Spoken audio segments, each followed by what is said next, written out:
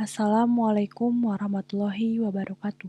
Perkenalkan, nama saya Rosyela Masna Muslimawati, NPM 1403101700025, akan menjelaskan mengenai bahan antiferomagnetik. Untuk poin-poin yang akan saya bawakan, yang pertama yaitu pendahuluan, yang kedua ada bahan antiferomagnetik, yang ketiga ada suseptibilitas bahan antiferomagnetik dan temperatur nil, dan yang terakhir ada aplikasi bahan antiferomagnetik. Untuk poin pembahasan yang pertama ada pendahuluan. Nah, di sini kita dapat lihat terdapat gambar dari contoh dari bahan magnet. Nah, magnet ini terdapat medan magnet, di mana medan magnet ini merupakan suatu benda yang dibentuk dengan menggerakkan muatan listrik atau arus listrik yang menyebabkan munculnya gaya di muatan listrik yang bergerak. Nah, selain ada medan magnet, dalam magnet juga terdapat magnetisasi. Nah, magnetisasi ini merupakan besaran yang menggambarkan sifat dari magnetik dari suatu material.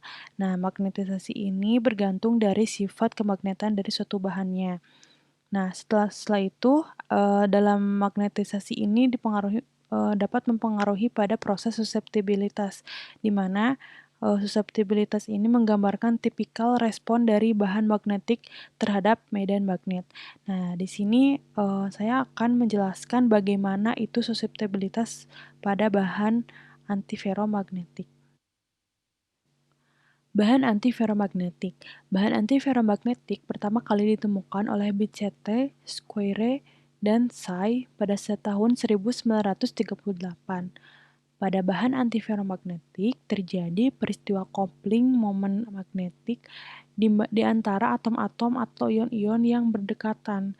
Peristiwa coupling tersebut menghasilkan atau menyebabkan terbentuknya orientasi spin yang antiparalel. Di sini ada gambar yang merepresentasikan pergerakan elektron yang ada pada bahan antiferomagnetik, di mana jika kita lihat lebih dekat, itu akan seperti ini gambarnya. Dan ini menunjukkan arah polarisasi dari bahan antiferomagnetik. Nah, selanjutnya di sini merupakan gambar dari contoh peristiwa coupling pada bahan antiferomagnetik. Nah, di mana ini merupakan senyawa MnO. Ikatan pada MnO merupakan ikatan ionik. Ion Mn2+ berisi 5 elektron 3D, lalu ion-ion O2- memiliki kulit elektron yang terisi. Hibridisasi hanya dapat ditempati oleh donor elektron dari ion O2- ke dalam orbital yang kosong dari ion Mn2+. Maka, karena semua orbital Mn berisi sebuah elektron spin up, ikatan hanya terjadi jika oksigen terdekatnya mendonorkan elektron spin down-nya. Kemudian, apa itu suseptibilitas? Nah, di sini besarannya suseptibilitas menggambarkan tipikal respon dari bahan magnetik terhadap medan magnet. Untuk penulisan cara matematisnya, yaitu suseptibilitas sama dengan M/H. Kemudian, suseptibilitas pada bahan antiferomagnetik. Suseptibilitas pada bahan antiferomagnetik dapat ditentukan dengan menggunakan temperatur nil, dimulai dari persamaan untuk mencari nilai suseptibilitas bahan feromagnetik. Nah, di sini adalah rumus dari suseptibilitas bahan feromagnetik, di mana Ma plus Mb per Ba akan sama dengan Ca ditambah Cb dikali T min 2 mu Ca Cb per T kuadrat min Tc kuadrat, di mana Tc sudah dijelaskan pada pertemuan sebelumnya, yaitu Tc merupakan temperatur Curie. Nah, untuk bahan antiferomagnetik di sini disebutkan ditentukan dengan menggunakan temperatur nil. Nah, temperatur nil sendiri adalah suhu yang menandai perubahan sifat magnet dari antiferomagnetik ke paramagnetik. Di atas temperatur nil, bahan biasanya bersifat Berbeda dengan bahan feromagnetik, untuk antiferomagnetik konstanta Curie pada sublattice A dan sublattice B adalah sama nilainya. Jadi kita dapat tuliskan Ca sama dengan Cb, sehingga persamaan suseptibilitasnya menjadi suseptibilitas sama dengan Ca plus Cb dikali T min 2 mu Ca Cb per T kuadrat min Tc kuadrat. Itu sama dengan, karena dia sama, jadi 2Ct min 2 mu C kuadrat per T kuadrat min mu C kuadrat, itu sama dengan 2C per T plus mu C, sehingga dihasilkan 2C per T plus Tn, di mana Tn merupakan temperatur nil. Selain itu, kita juga dapat menghitung nilai suseptibilitas antiferromagnetik dengan hubungan temperatur Curie pada magnetik, kemudian diperoleh nilai magnetisasinya.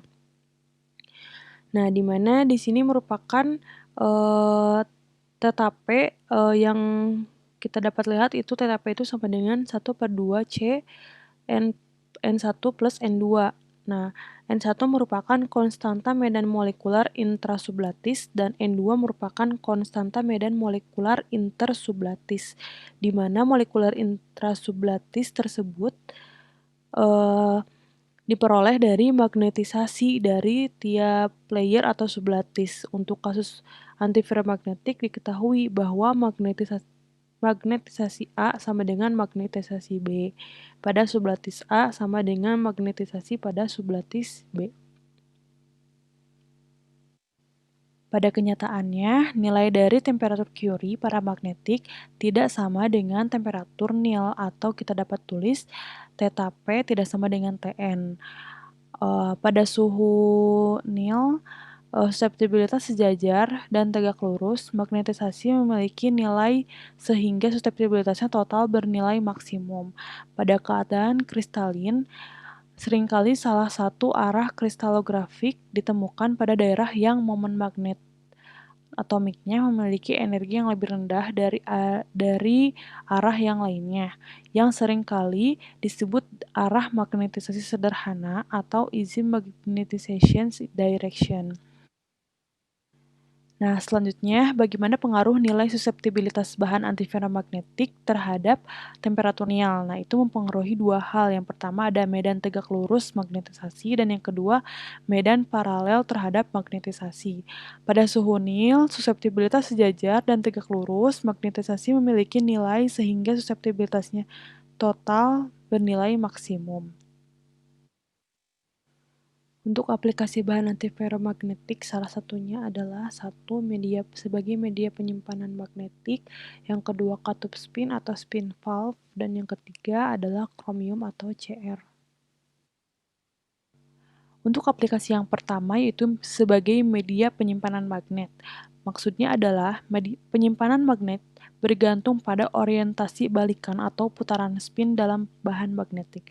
Dan ini bergantung pada batas-batas bahan, namun para peneliti telah menunjukkan bahwa mereka dapat memanfaatkan berbagai jenis bahan magnetik untuk mempercepat kecepatan tulis, meskipun perubahan dalam orientasi magnetik mengambil jumlah waktu yang sama. Yang kedua ada Katum spin atau spin valve. Karena adanya fenomena yang ditamakan pertukaran anisotropik atau exchange anisotropy atau coupling exchange bias, exchange anisotropi pertama kali diteliti lebih dari 50 tahun yang lalu dalam sebuah partikel single domain berdiameter 100 sampai 1000 A. CO atau sebagai bahan ferromagnetik yang dilapisi dengan antiferromagnetik COO, seperti yang direpresentasikan pada gambar berikut. Selanjutnya ada kromium atau Cr, digunakan untuk mengeraskan baja, untuk pembuatan stainless steel, dan untuk pembentukan paduan dalam plating untuk menghasilkan permukaan yang indah dan keras, serta untuk mencegah korosi, memberi warna hijau pada kaca zamrud. Katalis seperti K2CR2O7 merupakan agen oksidasi dan digunakan dalam analisis kuantitatif dan juga dalam penyamakan kulit, serta merupakan suatu pigmen khususnya krom kuning.